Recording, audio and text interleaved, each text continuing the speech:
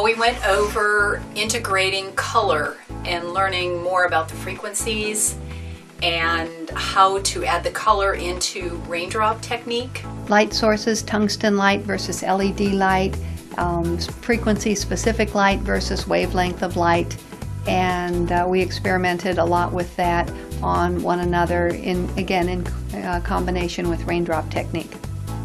The ability to use colors to reach different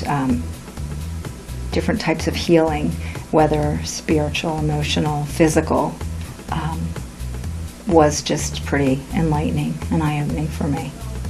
It's just a wonderful overview of the power of light and what it can do for the body.